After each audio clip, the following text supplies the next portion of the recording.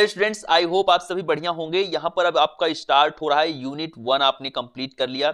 Inorganic chemistry यानी कि pharmaceutical inorganic chemistry का फर्स्ट यूनिट अपन लोग समाप्त कर चुके हैं। ये है फार्मास्यूटिकल इनऑर्गेनिक केमिस्ट्री का यूनिट 2 का सेकेंड लेक्चर आपका। अब यहां से हम लोग पढ़ने वाले हैं major extra cellular and intra cellular electrolyte. सभी की डिफिनीशंस के बारे में जानेंगे, क्या इंपॉर्टेंट पॉइंट है, कैसे आपको क्या चीजें करना है। यहां तक क्या है कि आपको यह समझना होगा, फर्स्ट यूनिट आपकी समाप्त हो चुकी है, उसको यदि आपने अभी तक नहीं देखा है तो आप जाइए चैनल पर प्लेलिस्ट चेक करिए, pharmaceutical inorganic chemistry B pharma first semester की आप प्लेलिस्ट चेक करिए, वहां पर आपको सारे वीडियोस मिल जाएंगे। नोट्स के लिए आपको क्या करना है, डिस्क्रिप्शन में मिल जाएगा टेलीग्राम चैनल का लिंक, उसको आप ज्वाइन करिए, वहां पर आपको सारे नोट्स मिल जाएंगे। कुछ भी आपको कहीं पर भी लिखने की जरूरत नहीं, आप जस्ट उसको डाउनलोड करिए और अपनी अच्छे से फर्स्ट यूनिट को निपटाइए और लेक्चर देखिए, जहां पर मैंने आपको इंटरेस्टिंग तरीके से कैसे आप यूनिट फर्स्ट को तैयार करें उसको मैंने बताया है। बाकी सेकंड यूनिट अपन लोग यहां पर प्रोसीड करने वाले हैं आगे, और सेकंड यूनिट का ये आपका सेकंड लेक्चर है। आई थिंक हम लोग 4 लेक्चर में आपकी सेकंड यूनिट को समाप्त कर देंगे। कितना अच्छे से और कम समय में आप सब कुछ समाप्त कर रहे हैं, कैसे आपको क्या चीजें करना है, बिल्कुल इंटरेस्टिंग तरीके से। तो चलिए स्टार्ट करते हैं। चैनल को अभी तक आपने सब्सक्राइब नहीं किया तो सबसे पहले तो आप सब्सक्राइब कर लीजिए, क्योंकि यहां पर आपको AKTU की सारी न्यूज और आपको मिलेंगे एकदम इजी नोट्स, जो कि आपको आपके एग्जाम के लिए इंपॉर्टेंट हैं, क्योंकि आपके पास नोट्स नहीं होते हैं। और सबसे इजी नोट, शॉर्ट नोट ये आपको मिलेगा। इसमें जो कुछ भी है बिल्कुल जरूरी है और बिल्कुल एकदम ये समझिए कि एक्सपेरिमेंटल डाटा है आपके पास। चलिए स्टार्ट करते हैं सारी चीजों को लेकर, और अपने दोस्तों में इस वीडियो को शेयर करना बिल्कुल मत भूलिए। उन्हें भी बताइए कि बेस्ट क्लास स्टार्ट हो चुकी है आपके फार्मास्यूटिकल इनऑर्गेनिक केमिस्ट्री की। यदि आप डी.फार्म कर रहे हैं तब भी, बी.फार्म कर रहे हैं तब भी, आप सभी के लिए इंपॉर्टेंट है। चलिए देखते हैं इलेक्ट्रोलाइट क्या होता है। सबसे पहले major extra cellular and intra cellular electrolyte को हम लोग यहां पर पढ़ने वाले हैं। इसके पहले हम लोग buffer, acid, base and buffer पढ़ चुके हैं, ठीक है, फर्स्ट लेक्चर में यूनिट 2 के। चलिए, electrolyte is a substance that conducts electricity when dissolve in water. Electrolyte क्या है? जब हम इलेक्ट्रोलाइट को, वह सब्सटेंस है इलेक्ट्रोलाइट जिसको हम लोग क्या करते हैं, यदि वाटर में डिसॉल्व करते हैं तो वो क्या करता है, इलेक्ट्रिसिटी को कंडक्ट करता है। यानी कि उसमें वो इलेक्ट्रिसिटी के लिए क्या है कि उसमें इलेक्ट्रिसिटी आ जाएगी, उससे क्या होगा, इलेक्ट्रिसिटी का फ्लो होगा, यानी कि करंट का फ्लो होगा, ऐसे आप समझिए। तो इलेक्ट्रोलाइट वो हैं जिनको यदि हम वाटर में डाल देते हैं तो करंट का फ्लो होता है उनके थ्रू। चलिए आगे देखते हैं। इसके बाद अगला पॉइंट ये होगा इलेक्ट्रोलाइट की अपनी डिफिनीशन। आपसे 2 नंबर में पूछा जा सकता है व्हाट इज इलेक्ट्रोलाइट, तो आप इसको लिख दीजिएगा। Body fluids consist of water, electrolyte, blood plasma and component cell. आपका जो बॉडी फ्लूइड है उसमें क्या क्या चीजें हो सकती हैं, यानी कि जो आपका ब्लड है उसमें क्या क्या चीजें हैं, उसमें वाटर है, इलेक्ट्रोलाइट है, ब्लड प्लाज्मा है, कंपोनेंट सेल है यानी कि WBC, RBC, ये सारी चीजें हैं, प्रोटीन है आपकी, and other soluble particle called solutes. और भी कुछ क्या है, सॉल्युबल पार्टिकल्स हैं जिनको हम सोल्यूट बोलते हैं, ठीक। चलिए आगे चलते हैं। इसके बाद ये हो गई बॉडी फ्लूइड की बात कि बॉडी फ्लूइड में क्या क्या चीजें होती हैं। Body fluid are found in 2 main area.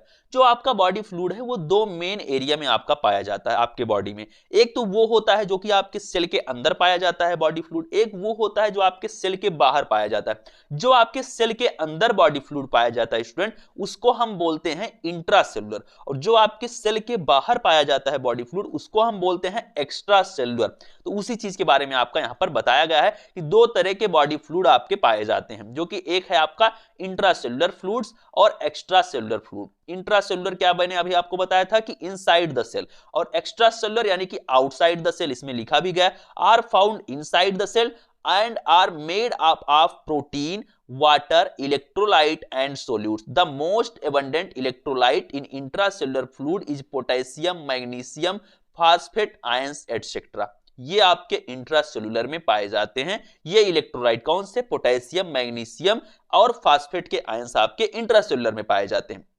आपको पता ही होगा इंट्रासेलुलर में आपका क्या है, डीएनए है जिसमें आपका फास्फेट होता है। तो ये सारी चीजें क्या है कि आपको थोड़ी बहुत क्लियर है कि इंट्रासेलुलर में क्या चीजें पाई जा सकती हैं। अब इसके बाद एक्स्ट्रा सेलुलर में क्या पाया जा सकता है, जो कि आपका पाया जाता है ये फ्लूइड आउटसाइड द सेल, यानी कि सेल के बाहर पाया जाता है। अब बात होगी सेल के बाहर वालों की। The most abundant electrolyte in extra cellular fluid is sodium, calcium, carbonates, chloride etcetera. ये आपके एक्स्ट्रा सेलुलर है जो कि आपके सेल के बाहर जो इलेक्ट्रोलाइट पाए जा रहे हैं। चलिए आगे चलते हैं। आगे क्या चीज दी गई है, extra cellular fluids can be further broken down into various type. जो आपका एक्स्ट्रा सेलुलर फ्लूइड है, जो आपके सेल के बाहर पाया जा रहा है, उसको आप क्या कर सकते हैं, वो क्या होते हैं, उसको हम क्या करते हैं, वेरियस टाइप के वो होते हैं, उनको हम बांट सकते हैं। The first type known as intravascular fluid, एक पहली टाइप है जिसको हम इंट्रावेस्कुलर फ्लूइड बोलते हैं, जो कि जिसमें क्या चीजें आती हैं, रेड ब्लड सेल यानी कि आरबीसी आती हैं, डब्ल्यूबीसी आती हैं, प्लाज्मा आता है, प्लेटलेट आता है। ये आपके सेल के बाहर की बात हो रही है। जो पहला टाइप है वो है इंट्रावेस्कुलर, यानी कि जो वेसल्स के अंदर पाया जा रहा है उसको हम इंट्रावेस्कुलर बोल रहे हैं। That is found in the vascular system that consist of arteries, vein and capillary network. ये जो आपका फ्लूइड है फर्स्ट टाइप का, ये आपका एस्कुलर सिस्टम में पाया जा रहा है, जिसमें आर्टरी हो सकती है, वेन हो सकती है, कैपिलरी नेटवर्क हो सकता है। और जो आपका सेकंड टाइप का है, जो कि आपके सेल के बाहर दोनों है, लेकिन एक क्या है, कैपिलरी के अंदर भरा हुआ है, यानी कि पाइप के अंदर अंदर रन हो रहा है एक फ्लूइड। एक्स्ट्रा सेलुलर में दो टाइप के, एक क्या है कि वो आपका कहां पे रन हो रहा है, पाइप के अंदर, यानी कि कैपिलरी में रन हो रहा है, वेन में, आर्टरी में, इस तरह से रन हो रहा है, एक पाइप में जा रहा है। और जो आपका सेकंड टाइप का एक्स्ट्रा सेलुलर है, सेल के बाहर पाया जा रहा है, वो है interstitial fluid that refer to fluid outside of blood vessel and between the cell, जो कि आपके जो ब्लड वेसल्स हैं उनके बाहर पाया जा रहा है और सेल के बीच में पाया जा रहा है। For example, if you have ever cared for a patient with heart failure and notice increased swelling in the feet and ankle, कोई भी आदमी जिसका आप देखते होंगे जो है हार्ट फेल्योर वगैरह होता है, तो वहां पर क्या चीजें हैं कि आप नोटिस कर सकते हैं कि उसके पांव में स्वेलिंग हो जाती है, एंकल्स में स्वेलिंग हो जाती है। You have seen an example of excess interstitial fluid referred to as edema. तो वो एडिमा की कंडीशन होती है जिसमें एक्सेस इंटरस्टिशियल फ्लूइड जो होता है वो देखा जा सकता है। ये चीज आपको क्लियर होना चाहिए। जैसे कि आपने देखा हार्ट फेल्योर जब होगा तो क्या होता है, बॉडी में स्वेलिंग आ जाती है, ये चीज देखने को मिलता है। तो इंटरस्टिशियल जो आपका फ्लूइड है वो बढ़ जाता है। चलिए आगे चलते हैं। इसके बाद अगला पॉइंट क्या आपका दिया गया है, अगला पॉइंट आपका है द रिमेनिंग एक्स्ट्रा सेलुलर। बिल्कुल इजी नोट्स है आपका, बिल्कुल इजी नोट्स है, आपको मैं सारे पॉइंट इलेबोरेट कर रहा हूं जिससे आप इजीली समझ पाएं और दिमाग में आपके सेट होता रहे एक एक पॉइंट। इंट्रा सेलुलर क्या है, सेल के अंदर, एक्स्ट्रा सेलुलर सेल के बाहर। एक्स्ट्रा सेलुलर की दो टाइप, एक पाइप के अंदर जा रहा है, एक पाइप के बाहर पड़ा हुआ है। ये चीज आपको क्लियर होना चाहिए, बहुत इजी नोट्स है आपके लिए, ठीक है। The remaining extra cellular fluid also called transcellular fluid, जो आपका रिमेनिंग एक्स्ट्रा सेलुलर फ्लूइड है उसको हम ट्रांससेलुलर फ्लूइड बोलते हैं। Refers to fluid in areas such as cerebrospinal, synovial, intrapleural and gastrointestinal. ये कुछ फ्लूइड हैं जो कि आपके कहां पाए जा रहे हैं, रिमेनिंग एक्स्ट्रा सेलुलर फ्लूइड हैं, जो कि आपके साइनोवियल हैं, सेरेब्रोस्पाइनल हैं, इंट्राप्लूरल हैं, यानी कि आपका जो लंग होता है, जो उसकी प्लूरल आपकी लेयर होती है, उस लेयर के बीच में भी फ्लूइड पाया जाता है। तो ये सारे फ्लूइड कौन से फ्लूइड कहलाते हैं, ट्रांससेलुलर फ्लूइड कहलाते हैं। ये चीज आपको क्लियर होना चाहिए। अगली बात हम करते हैं, अगला जो आपका पॉइंट है, these fluid and electrolytes maintain the internal homeostasis. जो ये आपके फ्लूइड हैं ये क्या करते हैं, ये इंटरनल होम्योस्टेसिस को मेंटेन करते हैं। होम्योस्टेसिस वैसे तो आपको पता होगा, लेकिन मैं थोड़ा सा आपको बता देता हूं। होम्योस्टेसिस होता है जैसे कि बाहर का टेम्परेचर कुछ भी हो, मेरे बॉडी का जो टेम्परेचर है वो हमेशा 37 डिग्री सेल्सियस रहेगा। बाहर का टेम्परेचर 40 डिग्री सेल्सियस है, बाहर का टेम्परेचर इस समय ठंड है 10 डिग्री सेल्सियस हो, उससे कोई मतलब नहीं, लेकिन मेरी बॉडी क्या करेगी, होम्योस्टेसिस को मेंटेन करेगी। जो भी टेम्परेचर होना चाहिए, जो मेरा टेम्परेचर है वो कांस्टेंट रहेगा, बाहर का टेम्परेचर कुछ भी हो। और अगर यही होम्योस्टेसिस डिस्टर्ब हो रही है तो इसका मतलब यह है कि बॉडी में प्रॉब्लम्स आएंगी, आपको तरह तरह की बीमारियां होंगी, आप हो सकता है कि आपकी डेथ भी हो जाए। बॉडी टेम्परेचर लगातार इस तरह से चेंज हो रहा है, तो बॉडी टेम्परेचर को कांस्टेंट करने के लिए हमारी बॉडी में क्या होता है, फीवर वगैरह होता है, बहुत तरह तरह के चेंजेस होते हैं। लेकिन बॉडी एटलीस्ट क्या करती है, लास्ट में क्या करेगी, वो होम्योस्टेसिस को मेंटेन करने में सफल हो जाती है, कुछ ही समय में बहुत जल्दी मेंटेन कर लेती है। तो जो ये फ्लूइड है ये किसमें हेल्प कर रहे हैं, होम्योस्टेसिस को मेंटेन करने में, by regulatory mechanism which control pH, osmotic pressure, ionic balance. ठीक है, चलिए अगले पॉइंट की तरफ हम चलते हैं।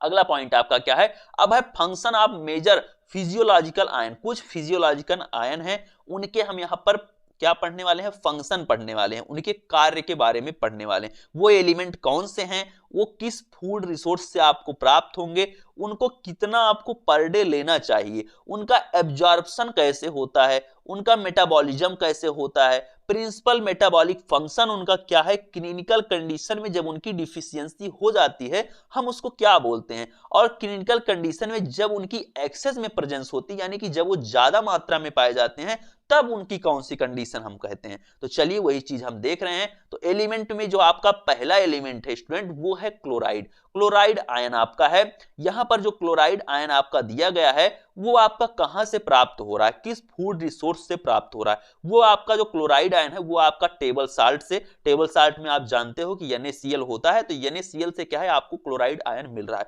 उसके बाद एनिमल फूड से आपको प्राप्त हो रहा है। और डाइटरी अलाउंस पर डे यानी कि पर डे आपको कितना लेना चाहिए, आपको जो सोडियम क्लोराइड आप ले रहे हैं वो आप कितना आपको लेना चाहिए, 5 से 10 ग्राम। 5 से 10 ग्राम आप क्या लेंगे, NaCl। 5 से 10 ग्राम नमक आप रोज खाइए, ठीक है। 5 से 10 ग्राम नमक आपको पर डे कम से कम खाना चाहिए। इसके बाद अगली बात क्या आती है, एब्जॉर्प्शन एंड मेटाबॉलिज्म क्या है, वो आपका रैपिड एब्जॉर्प्शन होगा एक्सक्रीटेड इन यूरिन, ठीक है। ये आपका एब्जॉर्प्शन एंड मेटाबॉलिज्म है। फिर उसके बाद अगला पॉइंट क्या आता है, प्रिंसिपल मेटाबॉलिक फंक्शन इनका क्या है, मेंटेन क्या करते हैं, ये आपके इलेक्ट्रोलाइट को मेंटेन करते हैं, osmotic and acid base balance को ये मेंटेन करता है। आपका क्लोराइड की बात हो रही है। और क्लिनिकल डिफिशियंसी यदि हो जाती है, यदि क्लोराइड आयन की कमी हो जाती है तो आपको क्या हो सकता है, हाइपोक्लोरीमिया हो सकता है। हाइपोक्लोरीमिया ये एक कंडीशन है जिसमें आपके बॉडी के अंदर में क्लोराइड आयन की डिफिशियंसी हो जा रही। और यदि ये एक्सेस में है, ये आपके बॉडी में क्लोराइड आयन बढ़ जाते हैं, उसको हम बोलते हैं हाइपरक्लोरीमिया। यानी कि कम है तो हाइपो, ज्यादा है तो हाइपर। ये आप टर्म थोड़ा सा याद रखिएगा।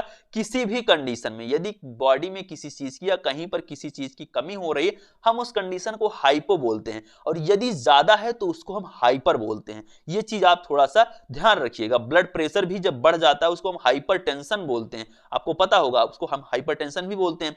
तो इस तरह से आपको टर्मिनोलॉजी आपको समझना होगा थोड़ा सा। फिर क्या है, सोडियम। सोडियम आप जान रहे हो, जैसे आप क्लोराइड ले रहे हो सोडियम क्लोराइड से, उसी तरह से आप टेबल साल्ट से सोडियम को भी ले सकते हो, एनिमल फूड से भी ले सकते हो, मिल्क से ले सकते हो, बेकिंग सोडा में भी आपका पाया जाता है। बेकिंग सोडा का आप जानते होंगे फार्मूला NaSCO3 होता है, तो उसमें भी सोडियम आपका पाया जा रहा है। 3 से 5 ग्राम आप पर डे इसको लेंगे। रेडिली एब्जॉर्ब होता है, excreted in urine and as sweat, आपके पसीने से या फिर यूरिन के थ्रू ये एक्सक्रीट हो जाता है, ठीक है, एक्सक्रीट आउट हो जाता है।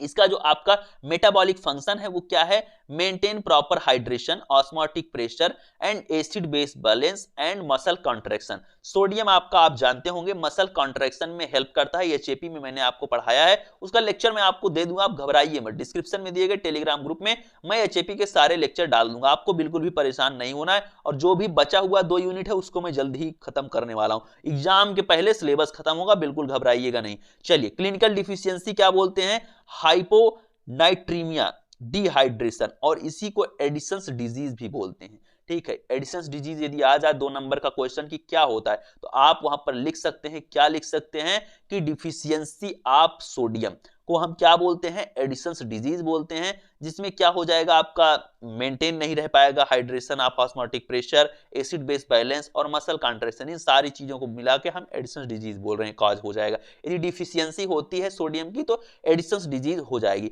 हाइपोनाइट्रीमिया यहां पर बोलेंगे, हाइपरनाइट्रीमिया यदि इसका क्या है, एक्सेस हो जा रहा है। हाइपरटेंशन बोलेंगे, यदि आपका सोडियम ज्यादा हो जा रहा है तो आपको हाइपरटेंशन हो सकता है, ब्लड प्रेशर बढ़ सकता है। और एडिमा, ये कंडीशन है जब सोडियम की मात्रा बढ़ जाएगी।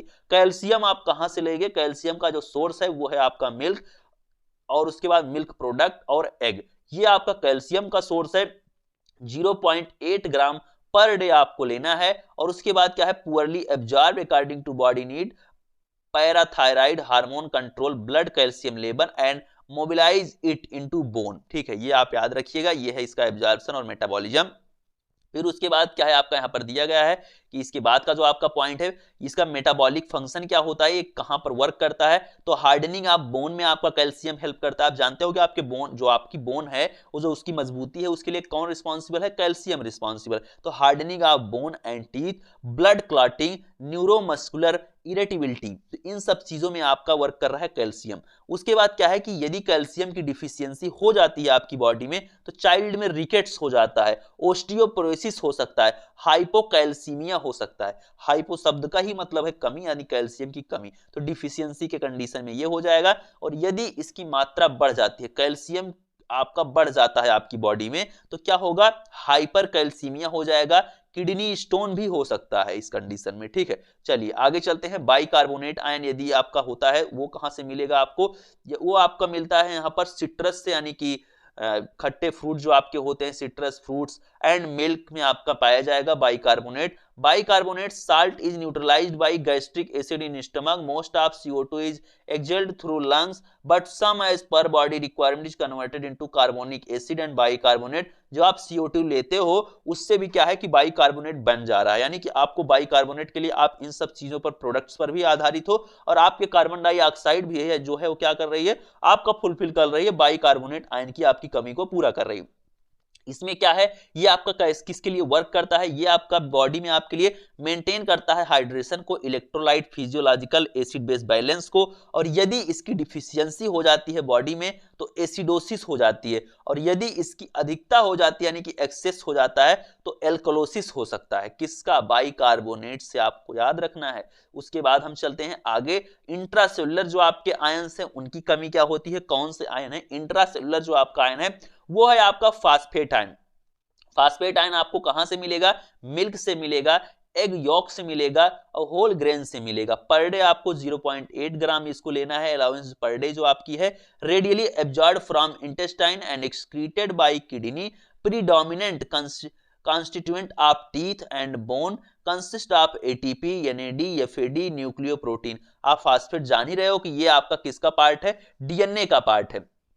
एटीपी में होता ही है, एटीपी का फुल फॉर्म आप जानते ही होंगे, एडिनोसिन ट्राइफॉस्फेट। तो इसमें भी आपका पाया जा रहा है कौन, फास्फेट आयन पाए जा रहे हैं। उसके बाद क्या है, यदि इसकी कमी होती है आपकी बॉडी में तो क्या हो जाएगा, हाइपोफास्फोटीमिया हो जाएगा। और यदि इसकी अधिकता होती है यानी कि एक्सेस हो जाता है तो हाइपर फास्फोटीमिया हो जाएगा। याद रखना है, हाइपर और हाइपो ये दो टर्मिनोलॉजी आपका साथ नहीं छोड़ेगी, इसको आपको हमेशा ध्यान में रखना है। कहीं पर ऐसे शब्द आते हैं तो आपको ध्यान रखना है, हाइपर मतलब ज्यादा, हाइपो मतलब कम।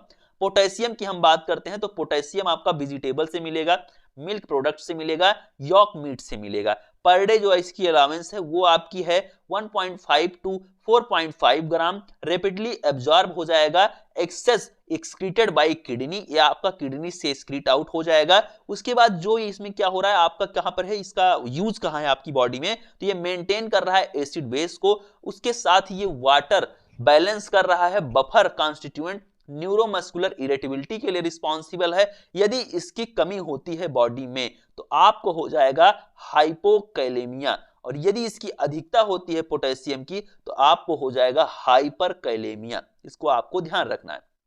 चलिए आगे हम यहां पर चलते हैं। जो आपका लास्ट आपका आयन है आपका, वो हम पढ़ते हैं, वो है आपका मैग्नीशियम। ये इंट्रासेलुलर की बात हो रही है, सेल के अंदर वालों की बात हो रही है, आपको ध्यान देना है। ये आपका जो मैग्नीशियम है ये कहां से आपको प्राप्त होगा, ग्रीन वेजिटेबल से, लेग्यूम से, नट्स से, बीन्स से। पर डे इसकी जो आपकी अलाउंस पर डे है वो 350 मिलीग्राम आपकी है। Not readily absorb by GIT, यानी कि गैस्ट्रोइंटेस्टाइनल ट्रैक्ट से रेडियली एब्जॉर्ब नहीं होता है। Unabsorb magnesium ion eliminated through feces, यानी कि जो अनएब्जॉर्ब मैग्नीशियम आयन है वो एलिमिनेट हो जाता है फीसेस के थ्रू।